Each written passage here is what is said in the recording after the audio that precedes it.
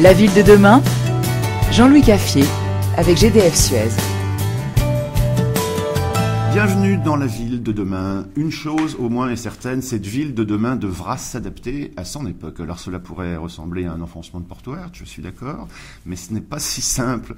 Il faudra apporter les meilleures réponses à de nouvelles aspirations des habitants, à de nouvelles contraintes liées aux ressources, à l'énergie, à l'environnement, à la santé. Et ce qui est passionnant dans cette affaire, c'est qu'il va falloir inventer sur ces nouvelles bases. Estelle Forget, bonjour. Bonjour. Vous êtes ici un peu chez vous, dans la ville de demain. Que faut-il changer par rapport à votre idée Ergapolis dès la conception des projets aujourd'hui ? Moi, je crois qu'il faut très sincèrement réancrer la ville dans la ville ou les quartiers dans la ville et créer de la transversalité. En réalité, penser la ville comme un écosystème et plus comme des quartiers cloisonnés les uns à côté des autres. La pluridisciplinarité est à vos yeux nécessaire. Pourquoi ?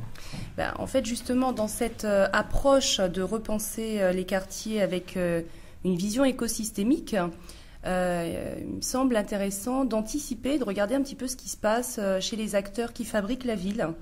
Alors, ils sont très nombreux, naturellement, mais je pense spontanément aux architectes, ingénieurs, urbanistes, financiers, sociologues, psychologues urbains même. Et la question, c'est de se dire, est-ce que finalement, ces acteurs qui décideront demain nos lieux de vie, est-ce qu'ils travaillent déjà, est-ce qu'ils apprennent à réfléchir ensemble dans le cadre de leur formation ? Comment ça se passe ? Est-ce qu'il y a déjà des passerelles qui sont créées pour justement appréhender de manière très efficace la ville et avec une approche transversale. Oui. Alors pour ça, vous le précisez aussi, il faut inventer une sorte de langage commun. Comment on s'y prend ?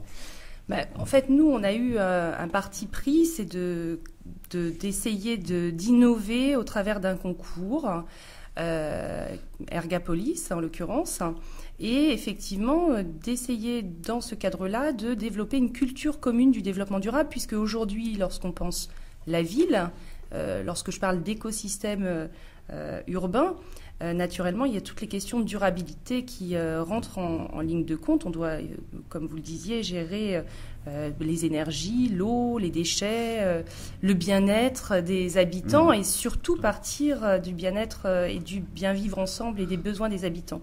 Et bien nous, on a innové dans le cadre de ce concours et on fait en sorte que des disciplines se retrouvent et apprennent à dialoguer et à construire et à bâtir un projet très très opérationnel dans le cadre de leur formation. Oui.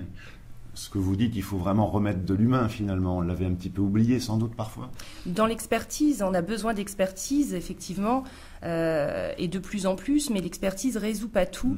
Et effectivement, il est à mon sens indispensable de recréer un lien humain entre ces différents experts et qu'ils apprennent à dialoguer ensemble, à s'écouter, à se confronter aussi parfois, c'est nécessaire, mais arriver à un consensus sur l'aménagement des territoires et les lieux de vie pour, encore une fois, les habitants et les usagers.